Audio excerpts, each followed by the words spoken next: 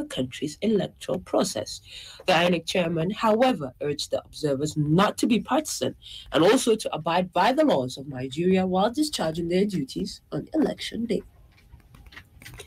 The Flour Milling Association of Nigeria vows to improve wheat production in the country through its plan to support 50,000 wheat growers to cultivate 40,000 hectares of farmland in 2023 across the nation. The National Program Manager of the FMEN, Dr. Aliyu Samaila, stated this today during the Wheat Farmers Greenfield Day at Kadawa Garin Malam local government area of Kano State. Dr. Aliyu Samaila said that the cultivation of 114 hectare demonstration farms across the 6 northern states is to provide training on good agronomic practice and part of their development plan. Correspondent Abdul Qadir Haladikiawa reports that participants said that the intervention of the FMAN encouraged many farmers to go into wheat cultivation. On sports, Super Eagles head coach Jose Peseiro has been spotted at the 2023 Under-20 African Cup of Nations, currently holding in the northern side of Africa, Egypt. Muhammad Sani Uba has details of this and other sports updates.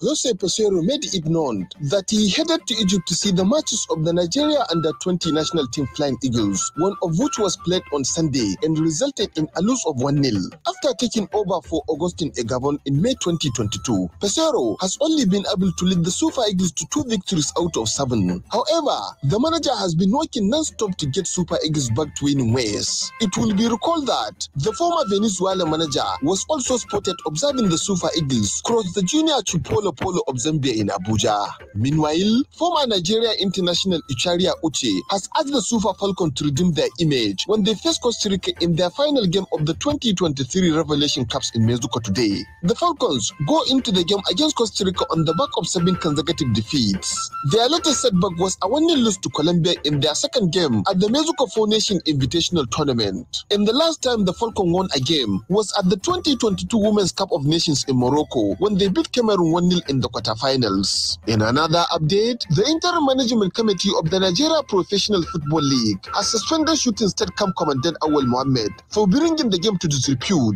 Mohammed was pictured urinating in the center cycle before Shooting Star Matchday 9 clash against Aqua United in Ibadan on Sunday. The official was suspended from all NPFL retail activities for 1 year, effective immediately. The club was also fined 5,000 for failing to control Mohammed's conduct. And on tennis, Britain's Andy Murray will face 4th-seed Alexander Zverev in the next round of the Qatar Open after defeating Italy's Lorenzo Sonongo 4-6, 6-1, 7-6, 7-4 in a dramatic fashion in Doha. Muhammad Sani Uba, Freedom Radio.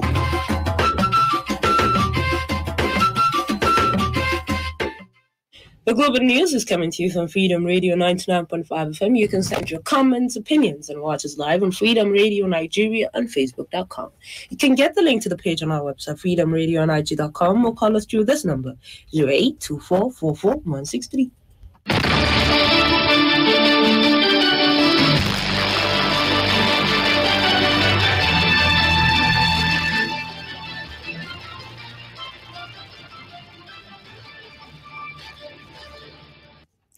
Welcome back. You're still listening to Freedom Global News on 99.5 FM.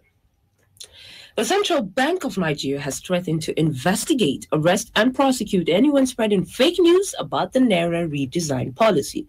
This threat was contained in a statement today jointly signed by the CBN's Deputy Governor, Corporate Services, Edward Adamu, and Director Corporate Communications, Osita Nwanisobi. The CBN, in reaction to a purported press release shared on the Instagram page of the First Lady Aisha Buhari that said the old 500 and 1,000 Naira notes should remain legal tender for the next 70 days till May 1st, 2023, vowed to fish out the purveyor of the release. In the statement, the Apex Bank stressed that it will only abide by the directive of the President Muhammad Buhari, to reissue all 200 Naira notes as legal tender until April 10, 2023. Ahlul Bayt Nigeria has urged Nigerians to be law-abiding, tolerant, peaceful, and prayerful before and during the upcoming general elections, and to vote for competent and right candidates who are capable of uniting the nation and move it forward. The organization made this known in a communique of its national conference on voter education and empowerment held today in the state. The national coordinator of the organization, Alhaji Garba Yo Gwarmai, speaks to reporters on the rationale behind the conference on the 2023 general election.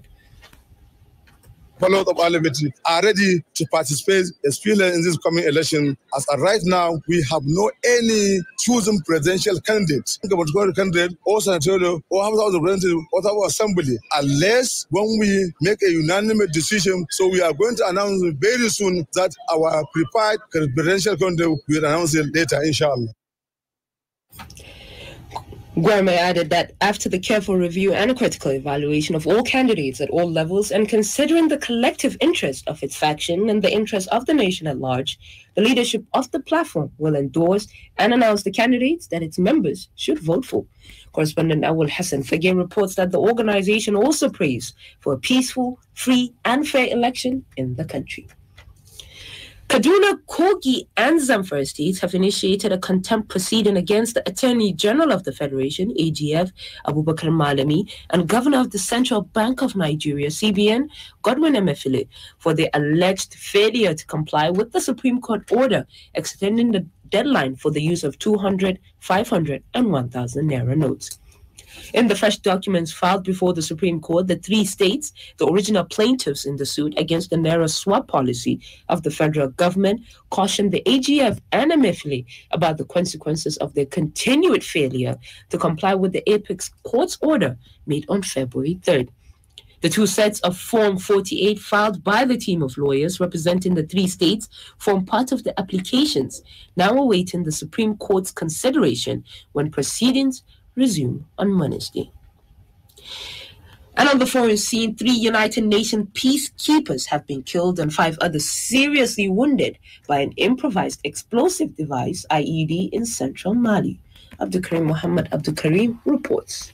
In a post on social media, the UN mission said one of its envoys had been targeted. It is one of the UN's more dangerous deployments, with more than 200 peacekeepers killed during 9.5 years of operations. Separatists and militants launched frequent attacks in north and central Mali, despite the presence of the UN and until last year, a French peacekeeping force that was asked to leave the country by the new military government. Meanwhile, bankrupt Sri Lanka is set to postpone local elections due next month, according to top officials, prompting opposition protests today that forced parliament to be adjourned. The March 9th vote was meant to be a key test of support for President Ranil Wickremesinghe, who took office in July after a month of protest over a dire economic crisis. According to a court submission by the Election Commission, the Treasury has refused to fund the printing of ballot papers, fuel or police protection for polling booths. The president previously said elections were impossible as state revenue was insufficient to pay salaries, pensions, and maintain essential services.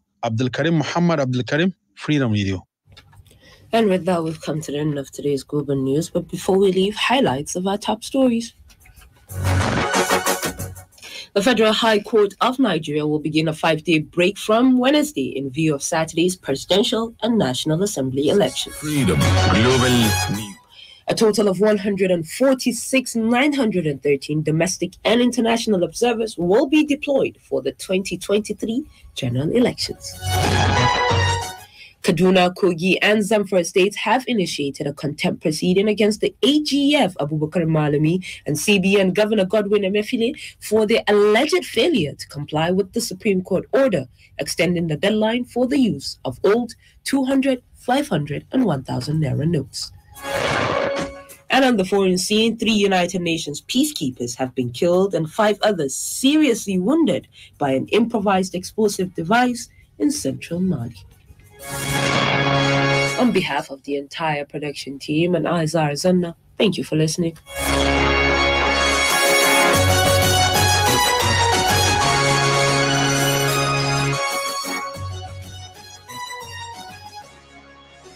This is Freedom Global News. Thank you, Zahra.